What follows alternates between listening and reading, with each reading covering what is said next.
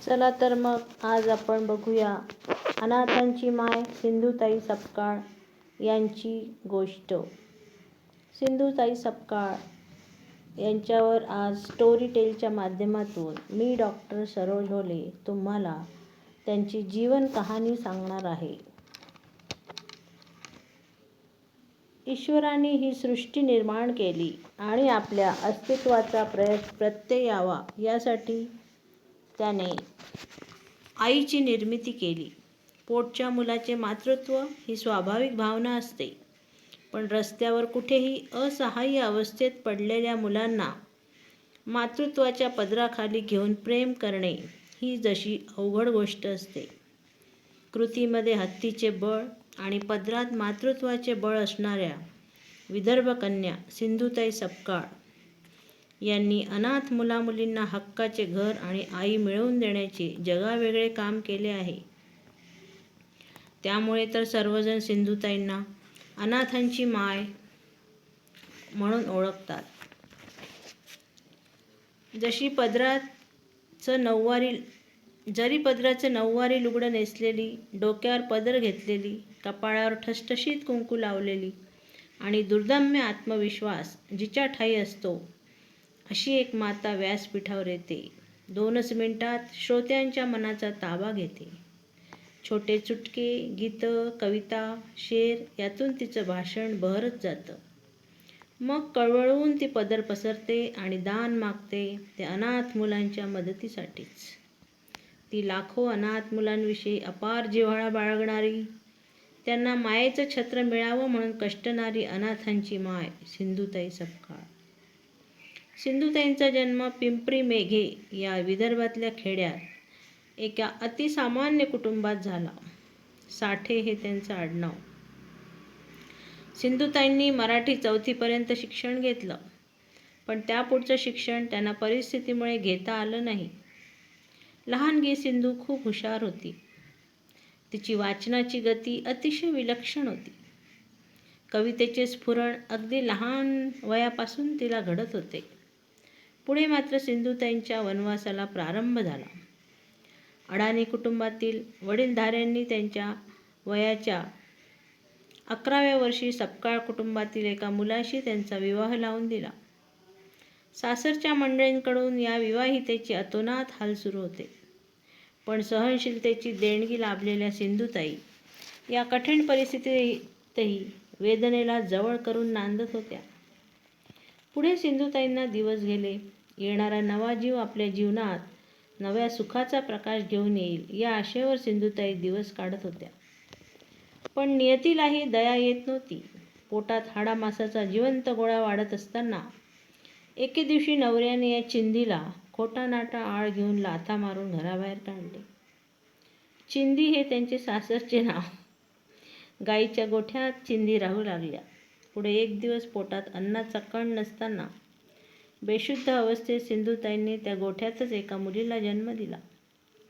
मध्यरात्री जाग आल्यानंतर त्यांनी पाहिले तर त्यांच्या बाळाला गाय चाटत होती. गाय माझी माय झाली हे पाहून त्यांच्या डोळ्यात अश्रू झाले. बाळाची नाळ तोडावी म्हटली तर ती तुटत नव्हती.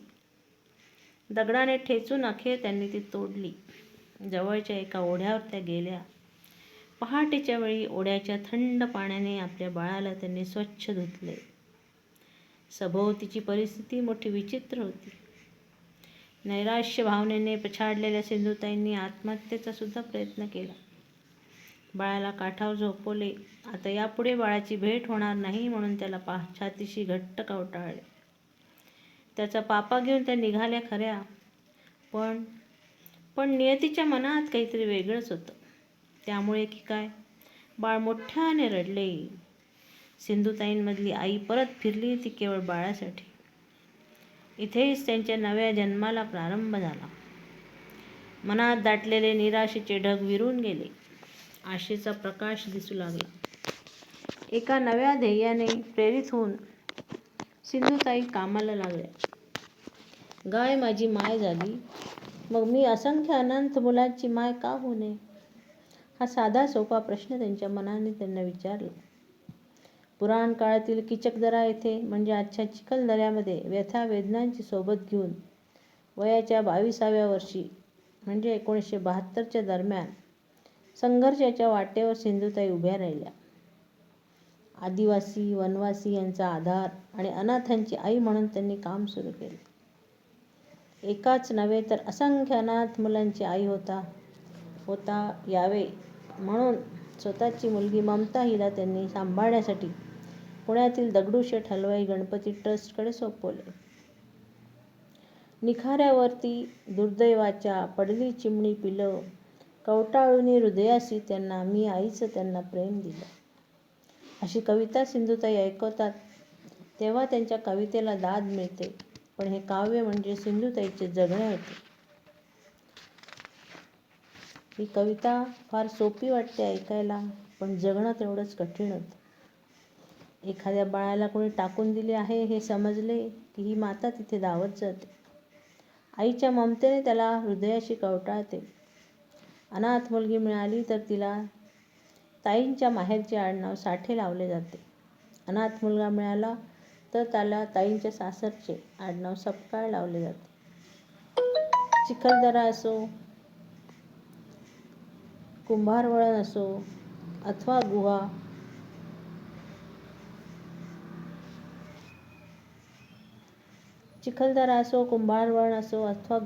प्रत्येक आश्रमात त्या अनाथ मुलांचा सांभाळ करीत आहेत. वनवासी गोपाळकृष्ण मिशन आणि क्रीडा प्रसारक मंडळींच्या वतीने त्या चिखलदऱ्यालाच मुलींचे वसतिगृह, बहिणाबाई वाचनालय, नादरमाय महिला आधार केंद्र, माझी आई वृद्धाश्रम आणि गोरक्षण केंद्रे चालवित होते.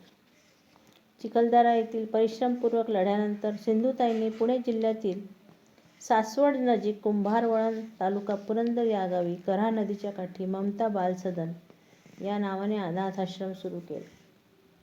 काही मुलांच्या आईवडिलांचा पत्ता नाही तर काही मुले उकिरड्यावर सापडलेली, काही रेल्वे एसटी स्थानकावर सापडलेली.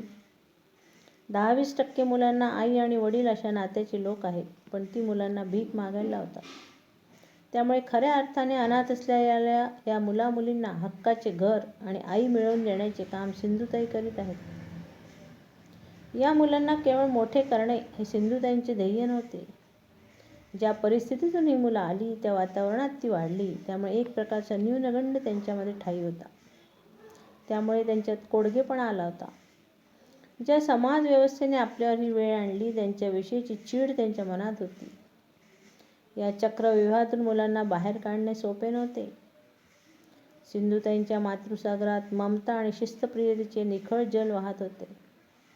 लाडाने वेडी झालेली आणि केवळ सहानुभूतीवर जगणारी मुलं उत्कर्षाच्या वाटेने जाऊ शकत नाही हे जाणलेल्या सिंधुताईंनी मुलांचा नुसता सांभाळ केला नाही तर त्यांच्यावर संस्कार करून त्यांना उत्तम नागरिक बनवले. त्यांना शालेय, महाविद्यालयीन शिक्षण दिले. या कामासाठी सिंधुताईंना सरकारी अनुदान नव्हते.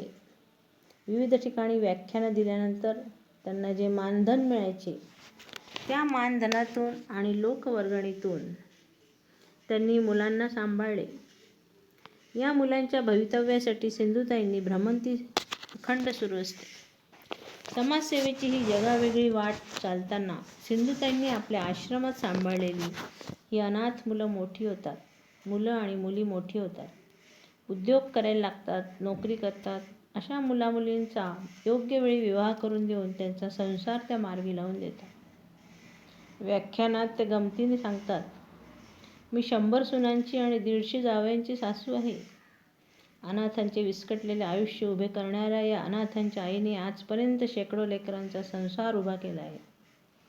एकदा संसार उभा राहिला की ते सासू म्हणून डोकवायला जात नाही. इच्छा झाली तर अशी विवाहित मुलीच दिवाळीला आश्रमावर येतात. तेव्हा या लेकी सुनांना त्या साडी, चोळी, बांगडी देतात. असे हे माणुसकीचा वेगळा धागा जपणारे, जोडणारे सिंधुताईंचे काम आहे. 1990 साली सिंधुताईंचे मी वनवासी हे आत्मचरित्र प्रसिद्ध झाले. युती सरकारने त्यांच्या कार्याची दखल घेऊन त्यांना सावित्रीबाई फुले पुरस्कार सुद्धा दिला. पण आजही त्यांची वणवण थांबलेली नाही. आश्रमात एखाद्या दिवशी मुलांवर उपाशी राहण्याची वेळ येते. सिंधुताईंच्या जीवाची घालमेल होते. पण पोरं शहाणी होऊन आईजवळ येऊन बसतात आणि म्हणतात, आई, नको नाराज हो, आज आम्ही राहतो उपाशी. तेव्हा मात्र सिंधुताईंच्या डोळ्यात अश्रू दाटून येतात. त्या अजाण आणि भावना ओळखणाऱ्या पोरांना त्या मायेने कवटाळतात. त्यात एखादा मुलगा भाबडेपणाने त्यांना कवितेतून काहीतरी विचारतो. आई आई सांग, का लागते ग भूक? पिलो पाणी पोटभर तरी का मागते ग भाकर? तेव्हा मात्र सिंधुताई अधिक आळव्या होतात. भूक पचवायला शिकलेल्या या मुलांना काय उत्तर द्यायचं म्हणून त्या विचार करायला लागतात. आजही भ्रमंतीचं अनाथांना सांभाळण्याचं त्यांचं काम सुरूच आहे. गरज आहे समाजाच्या मदतीची. सिंधुताई म्हणतात, अंगात ताकद आहे तोपर्यंत मी हे काम करत राहणार. आता थकवा जाणवतो. उद्या कदाचित मी या जगात नसेनही.